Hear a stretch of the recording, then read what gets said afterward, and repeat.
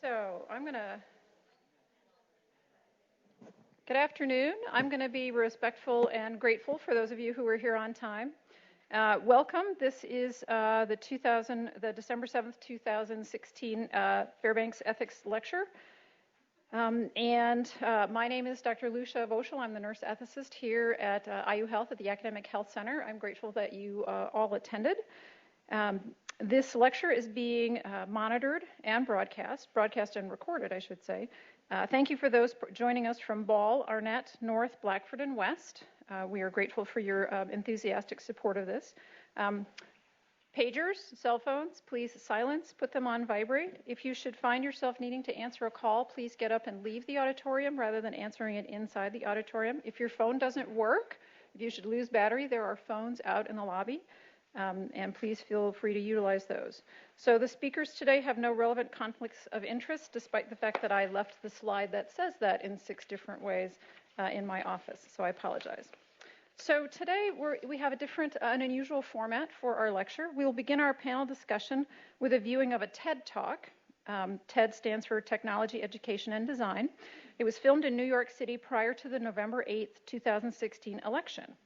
So the title of the talk is How Can the U.S. Recover After the Negative Partisan Presidential Election of 2016? In conversation with TED curator Chris Anderson, social psychologist Jonathan Haidt describes the pattern of thinking and historical causes that have led to such sharp divisions in America, and he provides a vision for how the country might move forward.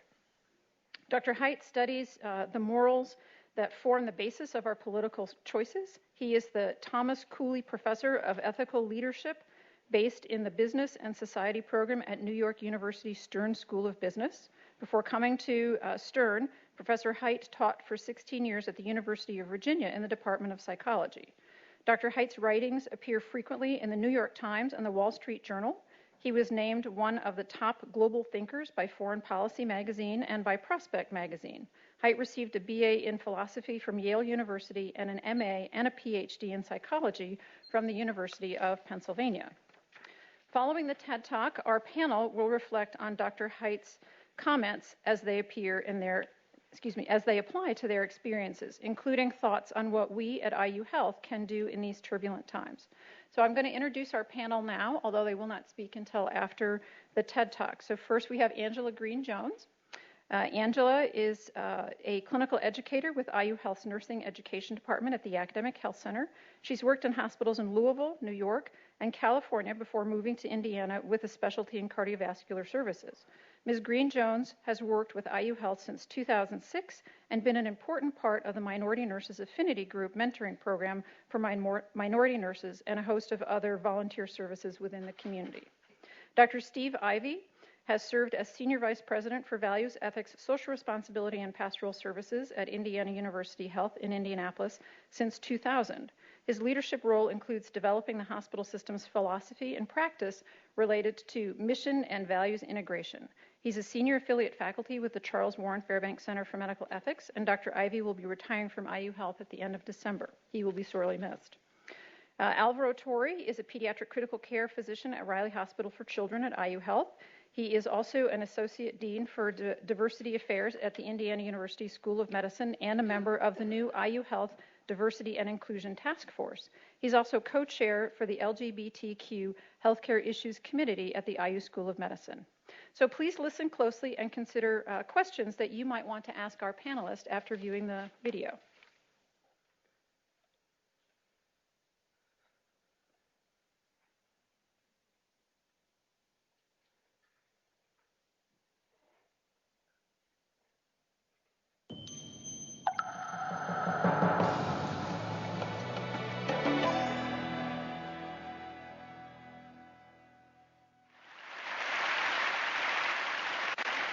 So, John, this feels scary. Yeah. It feels like the world's in a place that we haven't seen for a long time.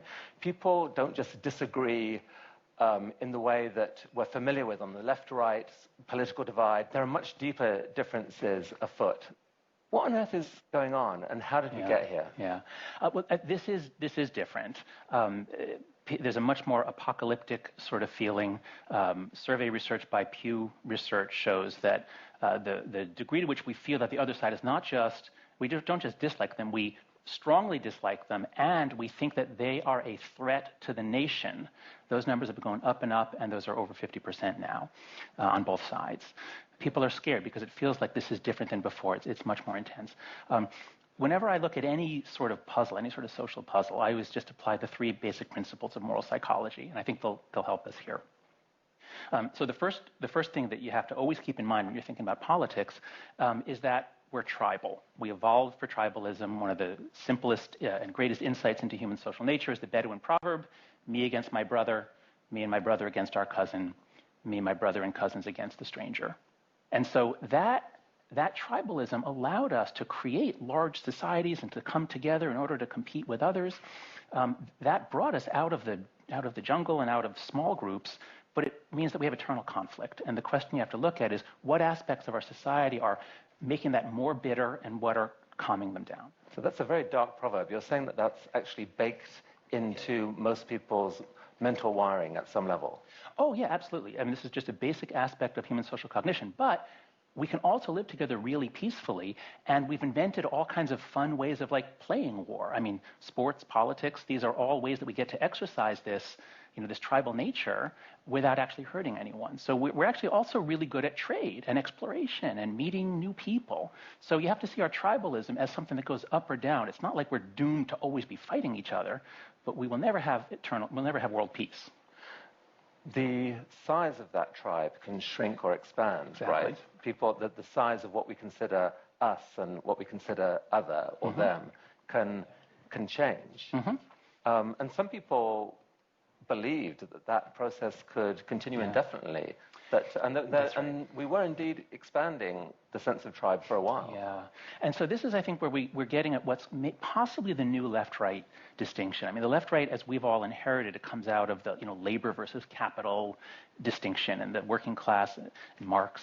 But I think what we're seeing now increasingly is a divide in all the Western democracies between the people who want to stop at nation, the people who are more parochial, and I don't mean that in a bad way. People have much more of a sense of being rooted. They care about their town, their community, and their nation. And then those who are anti-parochial and who, whenever I get confused, I just think of the John Lennon song, Imagine. Imagine there's no countries, nothing to kill or die for.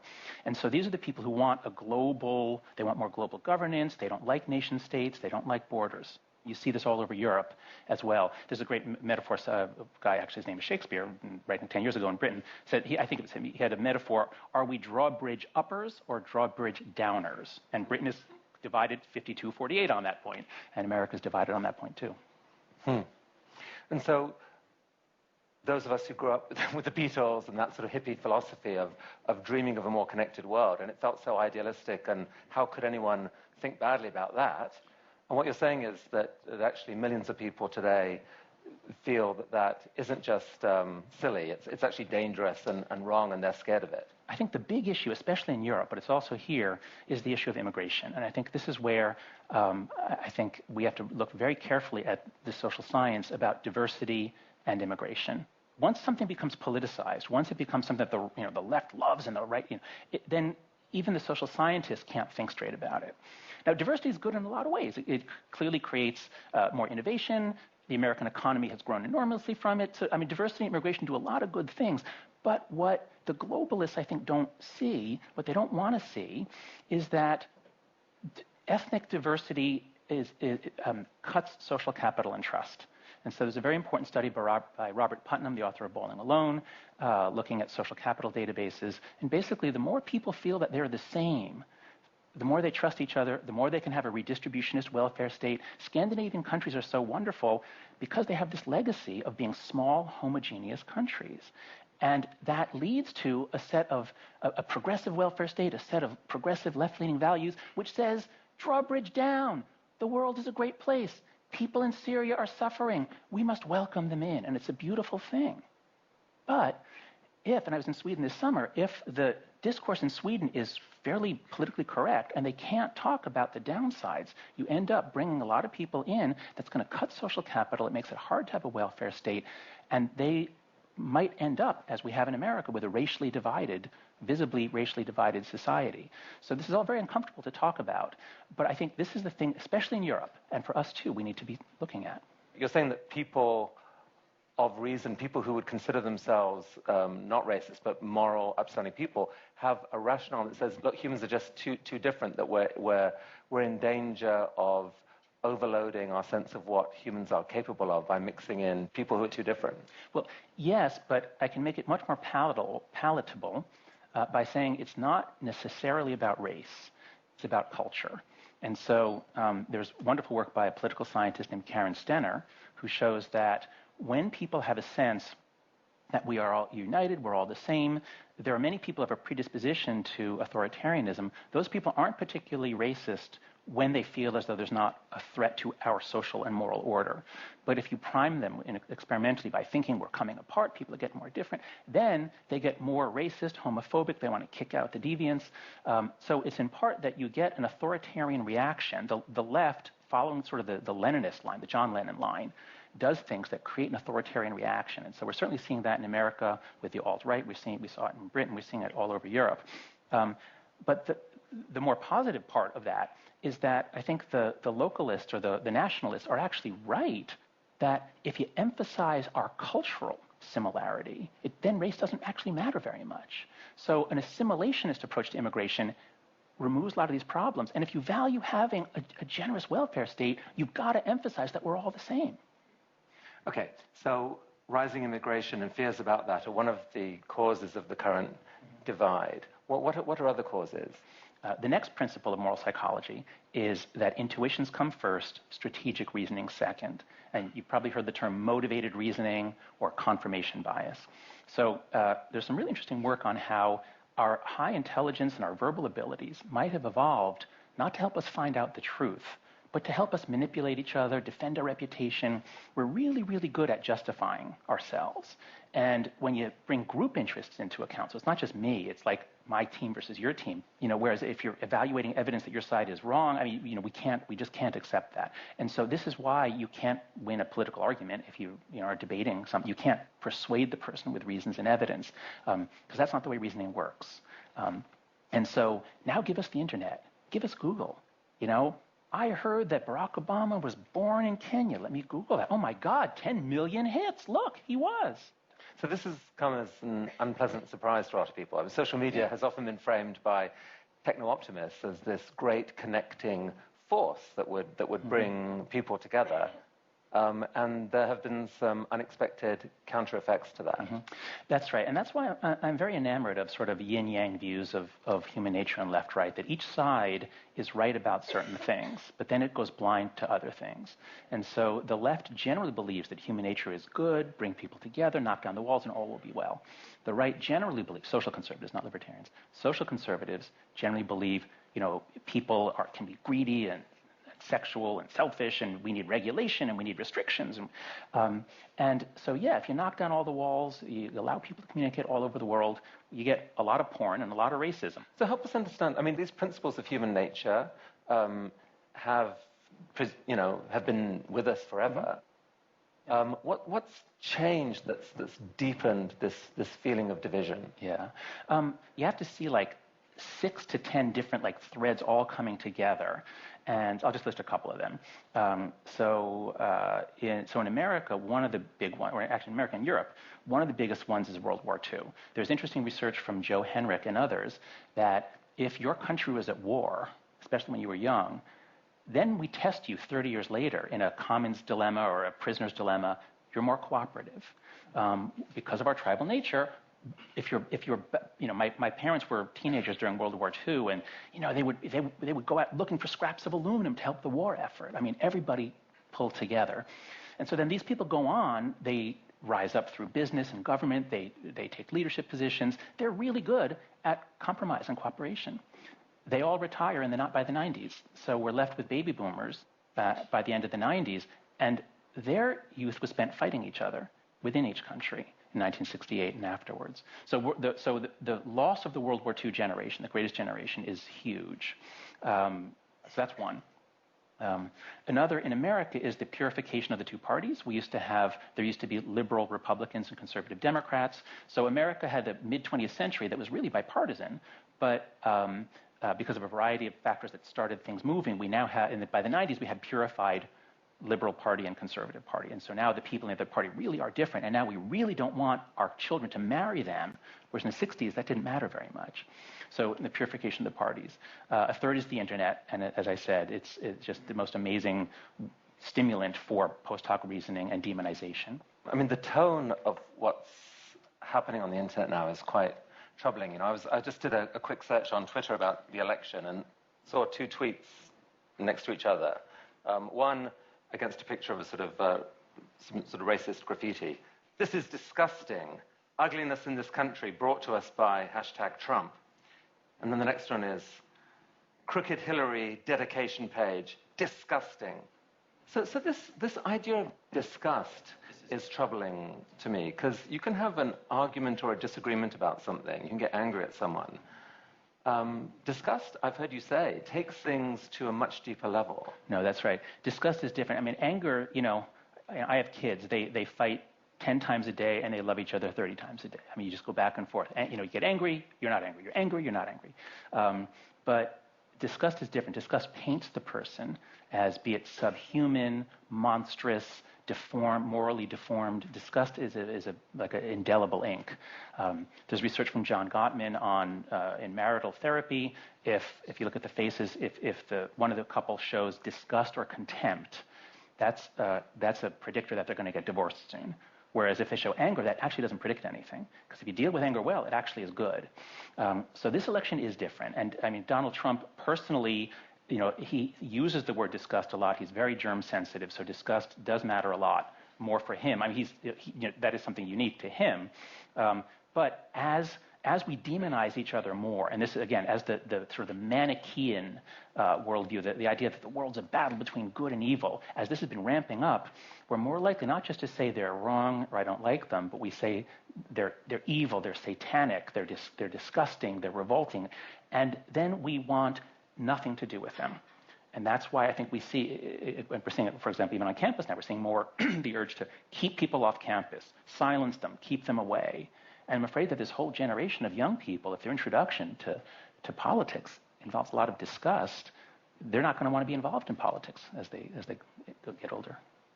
So how do we deal with that? Like disgust, how do you diffuse disgust? You can't do it with reasons. I think I studied disgust for many years, and I think about emotions a lot. And I think that the opposite of disgust is actually love. Love is all about if disgust is closing off borders, love is about dissolving walls. And so personal relationships, I think, are probably the most powerful means we have. You can be disgusted by a group of people, but then you meet a particular person and you generally discover that they're lovely. And then gradually that chips away or changes your category as well. The tragedy is that Americans used to be much more mixed up in their towns by left, right, or politics. And now that it's become this great moral divide, there's a lot of evidence that we're moving to be near people who are like us politically. It's harder to find somebody who's on the other side. So they're over there, they're far away, it's harder to get to know them. What would you say to someone, or say to Americans, people generally, about, what should we understand about each other that might help us rethink for a minute this sort of disgust instinct? Yes. A really important thing to keep in mind, there's research by political scientist Alan Abramowitz showing that American democracy is increasingly governed by what's called negative partisanship. That means you think okay, there's a candidate, you like the candidate, you vote for the candidate. But with the rise of negative advertising and social media and all sorts of other trends, increasingly the way elections are done is that each side tries to make the other side so horrible, so awful, that you'll vote for my guy by default. And so as we more and more vote against the other side and not for our side, you have to keep in mind that so if people are on the left, they think, well, I used to think that Republicans were bad, but now Donald Trump proves it, and now every Republican I can paint with all the things that I think about Trump, and that's not necessarily true. I mean, they're generally not very happy with their candidate. I mean, this is the most negative partisanship election in certainly in American history. So you have to first separate your feelings about the candidate from your feelings about the people who were given a choice, and then you have to realize that because we all live in a separate moral world, I mean, the metaphor I use in the book is we're all trapped in the matrix, or each moral community is a matrix, a consensual hallucination. And so if you're within the blue matrix, everything is completely compelling that the other side they're troglodytes, they're racists, they're the worst people in the world, and you have all the facts to back that up. But somebody in the next house from yours is living in a different moral matrix. They live in a different video game, and they see a completely different set of facts. And each one sees different threats to the country. And what I've found from being in the middle and from trying to understand both sides is both sides are right. There are a lot of threats to this country, and each side is constitutionally incapable of seeing them all. So are you almost saying that we almost need a new type of empathy? I mean, empathy is traditionally framed as, oh, I feel your pain. I can put myself in your shoes, and we feel, we apply it to the poor, the needy, the suffering. Mm-hmm. Right. We don't usually apply it to people who we feel as other or we're disgusted by, or whatever. Right. I mean, what would it look like to build that type of empathy? Yeah. Well, so I think empathy is a very, very hot topic in psychology, and it's a very popular word on the left in particular. Empathy is a good thing, and empathy for the preferred classes of victims. So it's important to empathize with the groups that we on the left think are so important. That's easy to do because you get points for that. But empathy really should get you points if you do it when it's hard to do. And I think we had a long, a 50-year period of dealing with our race problems and legal discrimination. And that was our top priority for a long time, and it still is important. But I think this year, I'm hoping it will make people see that we have an existential threat on our hands. Our left-right divide, I believe, is by far the most important divide we face. We still have issues about race and gender and LGBT, but this is the urgent need of the next 50 years. And things aren't going to get better on their own. So we're going to need to do a lot of institutional reforms, and we could talk about that, but that's like a whole long, wonky conversation. But I think it starts with people realizing that this is a turning point. And yes, we need a new kind of empathy. We need to realize this is what our country needs, and this is what you need. If you don't want to raise your hand if you want to spend the next 4 years as angry and worried as you've been for the last year. Raise your hand, right? So, if you want to escape from this, read Buddha, read Jesus, read Marcus Aurelius. I mean, they have all kinds of great advice for how to sort of, drop the fear, reframe things, stop seeing other people as your enemy. So there's a lot of guidance in ancient wisdom for this kind of empathy. Here's my last question. Personally, what can people do to help heal? Yeah, it's very hard to just decide to overcome your deepest prejudices. And there's research showing that political prejudices are deeper and stronger than race prejudices in the country now. So I think you have to make an effort. That's the main thing. Make an effort to actually meet somebody. Everybody has a cousin, a brother-in-law, somebody who's on the other side. So after this election, wait a week or two, because it's probably going to feel awful for one of you, but wait a couple of weeks, and then reach out and say that you want to talk. And before you do it, read Dale Carnegie, How to Win Friends and Influence People. Seriously, I'm totally serious. You'll learn techniques. If you start by acknowledging, if you start by saying, we don't agree on a lot, but one thing I really respect about you, Uncle Bob, or about you conservatives, whatever it is, and you can find something. So if you start with some appreciation, it's like magic. And this is one of the main things I've learned that I take into my human relationships. I still make lots of stupid mistakes, but I'm incredibly good at apologizing now and at acknowledging what somebody was right about. And if you do that, then the conversation goes really well, and it's actually really fun. John, it's absolutely fascinating speaking with you. It really does feel like the ground that we're on is a ground populated by deep questions of morality and human nature. Your wisdom couldn't be more relevant. Thank you so much for sharing this time with us. Thanks, Chris. Thank you. Thanks, Dr. So while we make this transition, please join me in welcoming the panel. A young man passed. He said, "Mom, we're going to have to leave because the levee is breaking and the water is coming."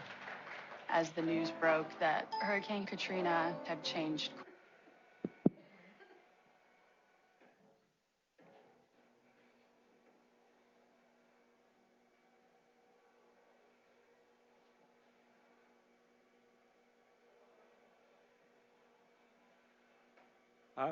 Good afternoon.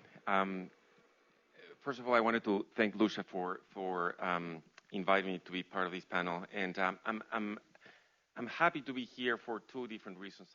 For personal reasons, because I'm Latino, I'm gay, I have a daughter, and I have a biracial son.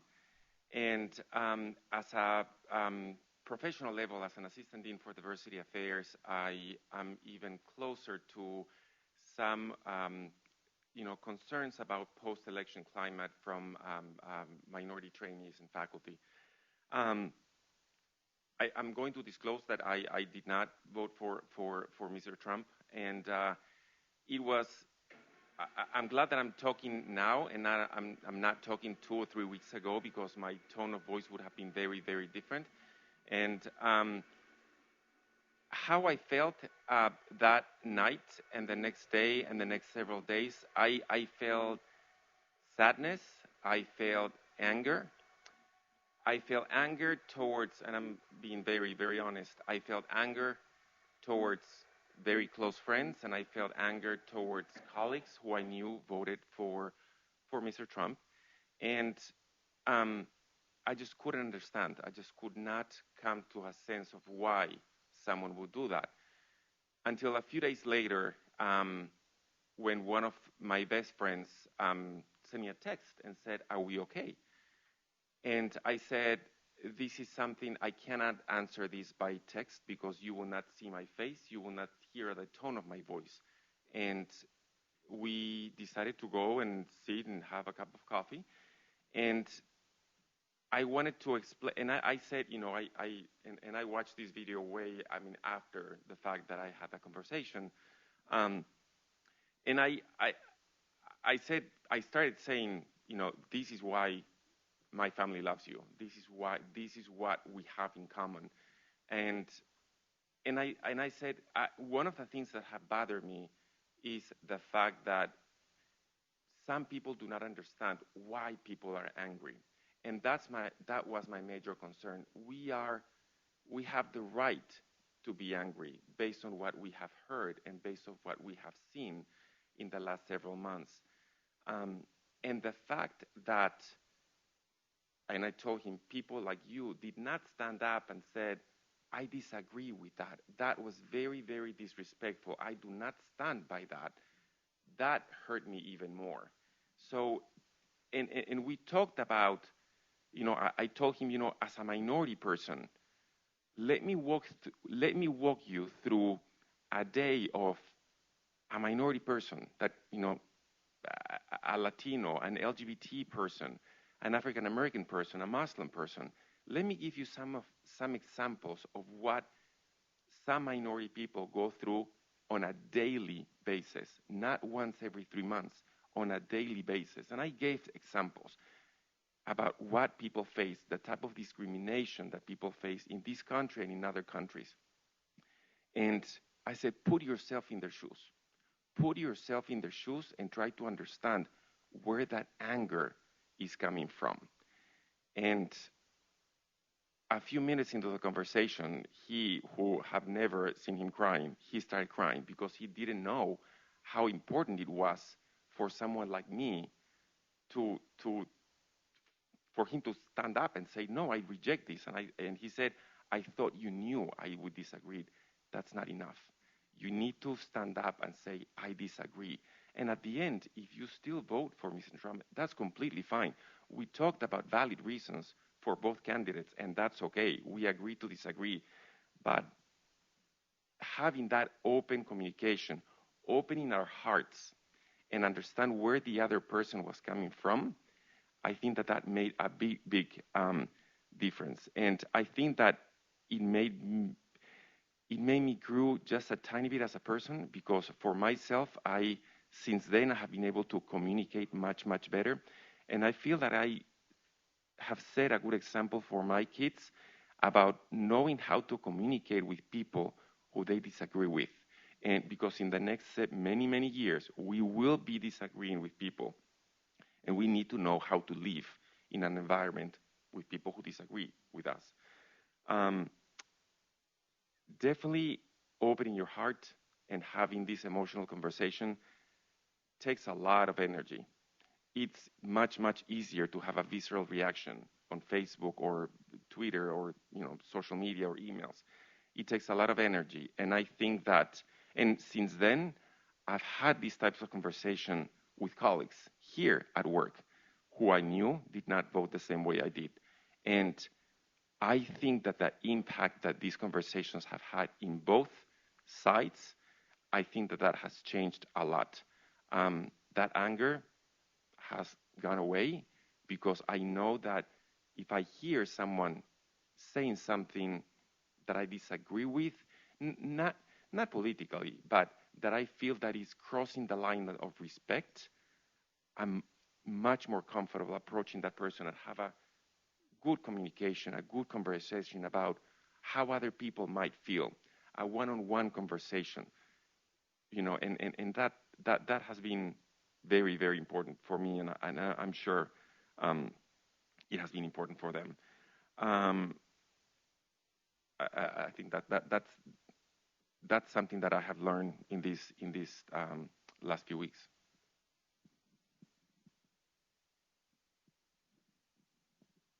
Hello, my name is Angela Green-Jones, and I'm so glad that you guys decided to come and view this and to have a conversation with us. I agree with my colleague, and I truly empathize with what he said. And I can understand how this election has had a great deal of chaotic response from America. Sometimes we often say the statement that this is the greatest country in the world, and yet this is where we sit. Such a divided country, wouldn't you say? And it's not only divided because one party won over the other, but it's truly because people can't come together at the same table and be able to have a conversation that's open, that's honest, being able to sympathize, empathize with others, and walk away with agreeable situation or a concern that we can move forward with. So as a room of well-educated people, as we sit in this room, where are you with that conversation? Ask yourself, are you okay with the people that you take care of? Do you view them differently now? Or do you view them the same, as having empathy for all people and knowing that all people matter? So that's a question you have to ask for yourself.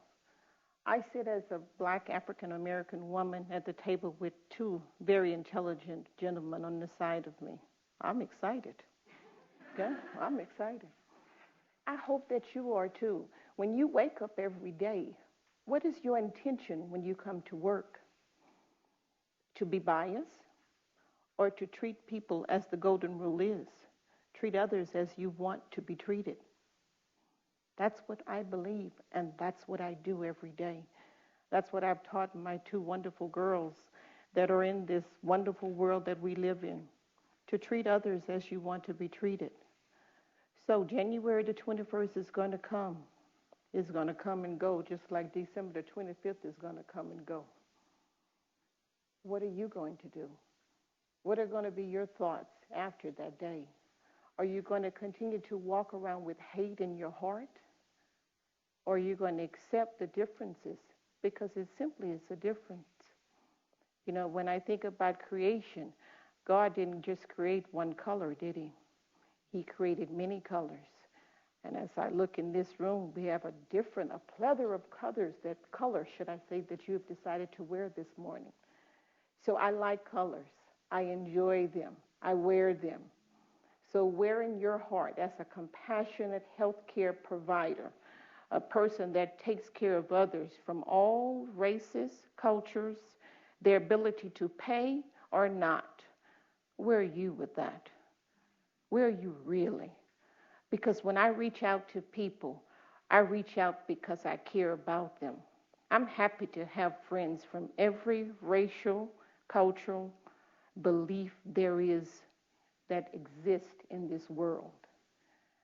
And I empower them to always be open and honest with me, because I want to know when they hurt, because when they hurt, I hurt. And I have a wonderful friend that's sitting about less than 10 feet away from me, and I love him because he is my friend. And it is not my business what he does when he goes home. It is my business that I love him because he's my friend. So where are you with that? Oh, wonderful. Oh, I loved listening to that. I got lost a couple of times because I really wanted to know what point he was really making. So what point are you going to make as you move forward in this world? Thank you.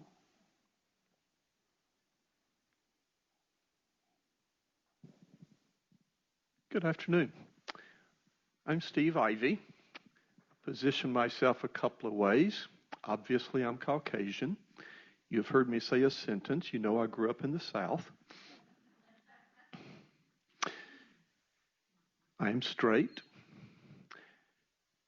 From a sexual perspective, you can figure out other perspectives as we go along. First memory I have of a political campaign, 1960. Growing up in the Protestant South, the anxiety about having a Roman Catholic president who would be taking orders from the foreign power called the Vatican. Some of you are my age, you remember? And on the other side, this lunatic who was going to blow up the world with the atomic bomb, and the photos were of little child with the atomic bomb in the background.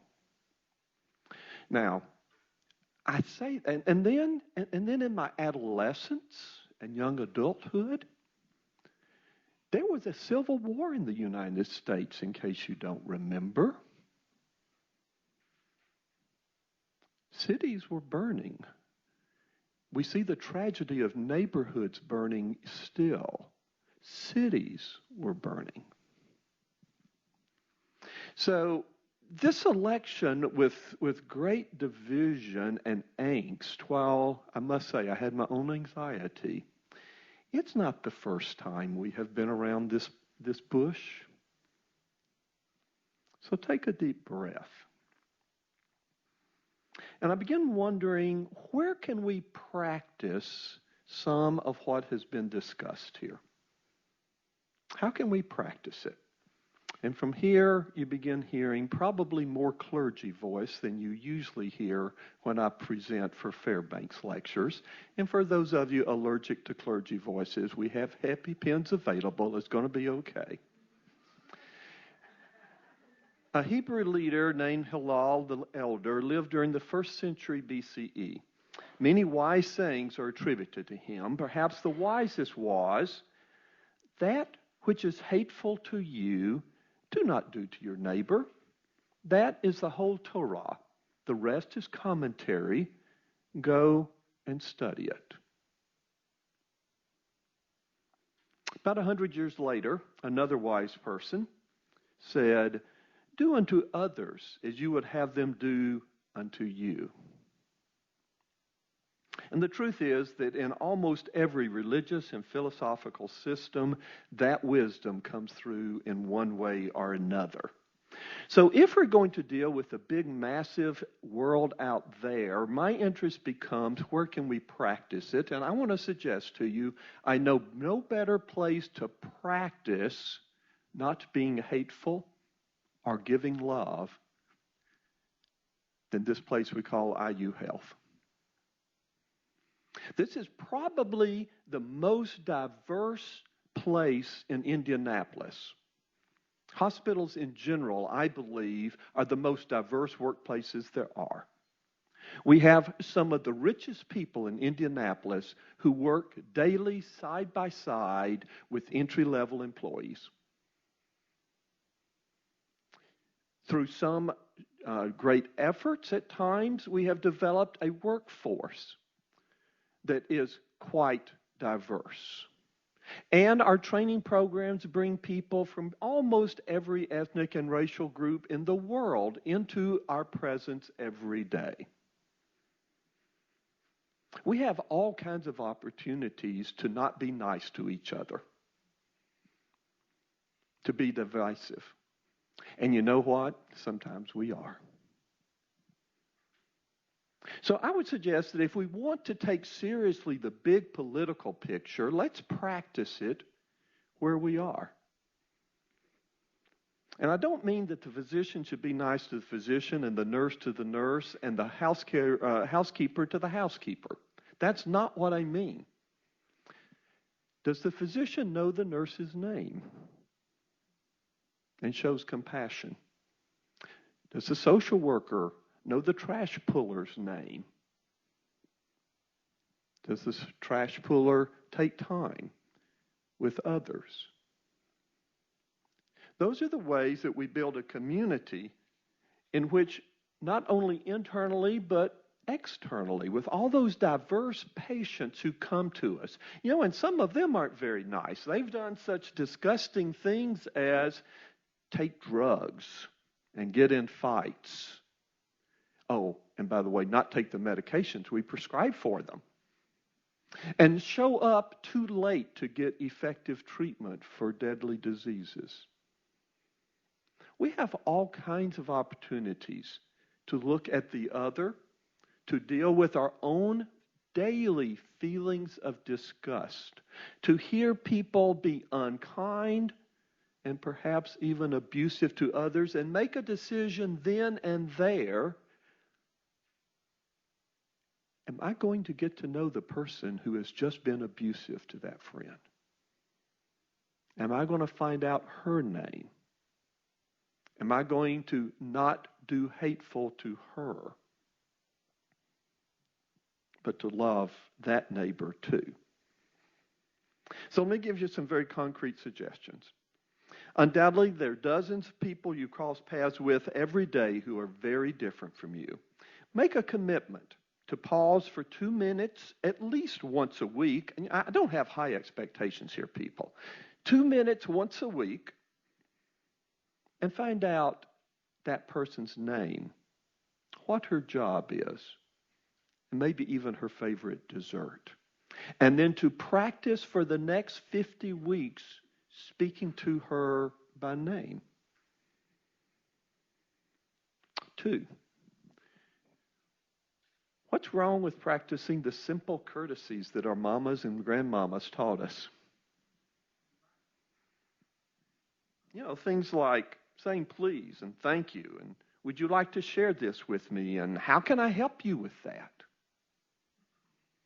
Even when we may be alienated and disgusted, it may be especially when we're feeling that way.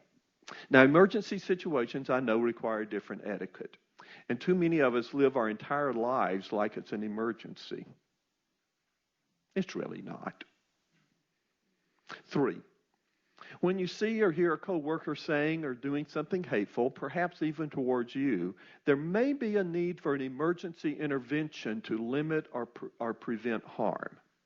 But later is the right time and place to get to know the person that you found hateful. I heard you make this statement about poor people. Could you tell me more what you meant by that? Or I hear you say something very positive or negative about Mr. Trump. Please tell me more about how you're thinking about his proposals. What was so attractive or repulsive?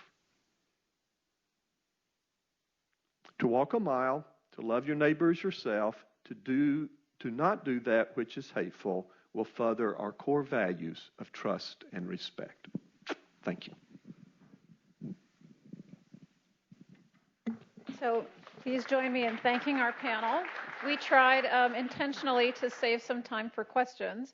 I will say I'm very grateful to the panel for agreeing to do this, because it's a deeply personal thing to get up in front of a room full of people and talk the way that each of them has spoken to you. So I'm looking forward to questions that you all have for the panelists, or comments you have on the presentation.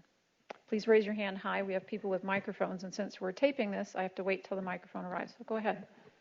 Hello. I've been in my practice for over 30 years, and I've always tried to follow the golden rule. I try to dialogue with people who are different than I, but at times there's such a visceral reaction to the conversation at hand that it's impossible to sit down and dialogue and try to come to a happy conclusion, I guess.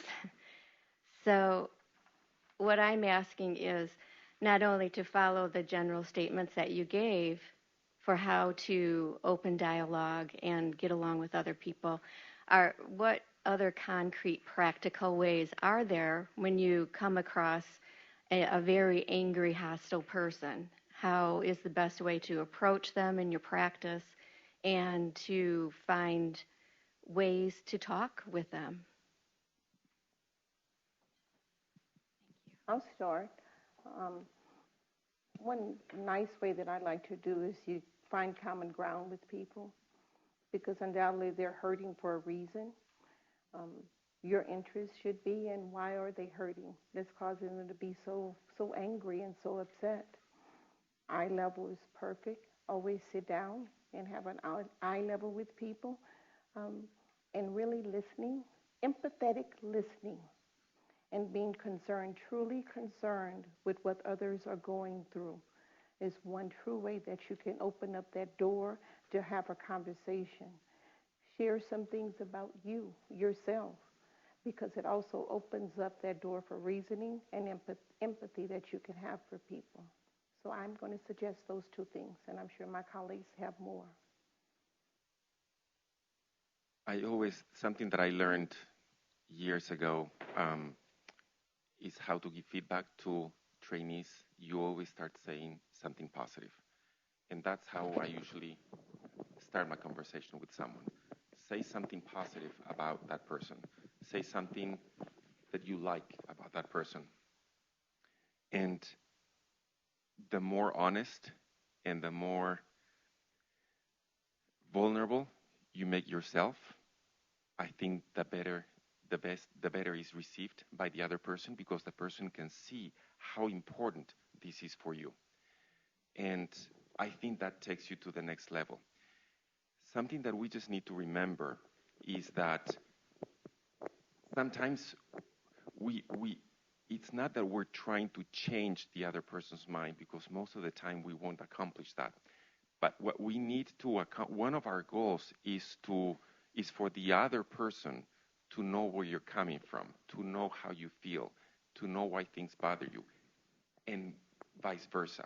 Just because you're starting the conversation, that doesn't mean that he or she needs to change their mind, or it has to be vice versa. You also have to understand where the other person is coming from, why that person has those feelings. I had, unfortunately, in 13 years that I've been practicing in this institution, I just had the first kind of like a reaction that I felt that I was discriminated by a grandfather of a patient in the ER who, unfortunately, once they introduced me, everything was great, and he shook my hand, nice to meet you, doctor, and it took just one sentence. Unfortunately, this accent it gives away that I'm not from here. And accents are like that, aren't they? Yeah. So, unfortunately, his face and his tone changed immediately, and then he became very disrespectful with me, and he left the room. And I didn't take it personal. That's not someone who I will not have the opportunity to sit down and talk, but sometimes you just have to understand that where they're coming from, and that they might be hurting, for some reason, and that's the way they are with you. But with colleagues, with friends, that'll be my advice. I'm going to make a comment. Steve, do you want to make a comment in answer to the question? Let's see if we have another question. So I'm going to, while we go to the next question, what I want to say is what you said is the person's so angry. It's okay to tell someone that you want to talk to them, but their emotion is making it hard. It's okay to say, I want to talk to you, but when you're angry, it's hard for me to do that, but I want to. And then wait. So another question. I'm Jane. I teach medical humanities over at IUPUI. And so maybe not surprisingly, I have a problem with the book recommendation in the video. So I guess my question is where certain threshold lines are in this new conversation. And I think that the book recommendation fails to acknowledge that there are certain new thresholds in the conversation that didn't exist before. And so, I mean, the book that I keep recommending to my friends to read, and it's no small matter to make a book recommendation in America these days. People read less than a book a year. So if you're telling them they should read one book this year, I would submit it should not be this one, but that it might be, Eric Larson's In the Garden of Beasts, which is a discussion of what was going on in Germany in 1933. And so I can appreciate the attempt to understand what the other perspective is and what the other side is. But there are purposes of argument that extend beyond just persuasion and include signaling to other people that you will not tolerate certain kind of behavior, that you will not be a kind of person who is complacent in the face of discrimination and new movements which appear to be afoot, and to bring other people or to signal to other people who may feel marginalized that you are with them in this. And so I guess I am very sympathetic as somebody who has a relatively diverse family to the need to not alienate the people that you would hope to bring into the fold. But honestly, at this point, my concern is more that that group appears to be emboldened, and that our attempt to be empathetic may be read as complacency, and that we may not be strong enough in our resistance to that, and find ourselves as Stephen has pointed out, we have been here before. Have we really learned the lessons of the last round? I'm going to agree and disagree with Jane. I'm going to disagree that any of this is new. We've been all of this before. And sometimes even more vicious than what we've seen. Now what is different is the permission to demonize other people from the highest levels of leadership. That is different. And so that's the agreement and disagreement that I would have. There is a different permission, and Haidt acknowledged, for negative campaigning and to vote against rather than voting for. I think most everyone that I know had difficulty finding good reasons to vote for either candidate other than they weren't the other person. And so, with that, so that is, I think, what is indeed different in the situation. And with that, I will still stand with him in that what we have not had a good conversation about and what the rhetoric takes out is what the fundamental values are that are not to be crossed, and that's what you're pointing to. Mm-hmm. That we may have differences, but we will respect people. We may have differences, but we will value diversity. We will have that there are certain fundamental differences, fundamental values that in this work context, we will not tolerate disrespect of other people. Okay, And at a national level, I do think those fundamental values have been thrown up in the air and called into question in ways they haven't been in a long, long time. And that's where I agree. How we can have those value-based conversations to say, yeah, there's a lot of room for disagreement, but there's just certain things that it means to live in this republic. And these are some of the things it means. But let's remember, you know, we have a 300-year history of trying to sort that out. You know, 250 years ago, the only people who could vote were white males who owned land. And we've had to sort that out through time. So it's a sorting process, and it is scary sorting. And I feel the scare that many do today with that. We have practice with it. We'll get there. So I think, do we have one more question? Got one down here. Team sport, where you figure out who wants to ask a question. I kind of a two-part question, if that's okay. One, to follow up with her, in your opinion, is it okay to draw those lines in the sands on things that I won't accept?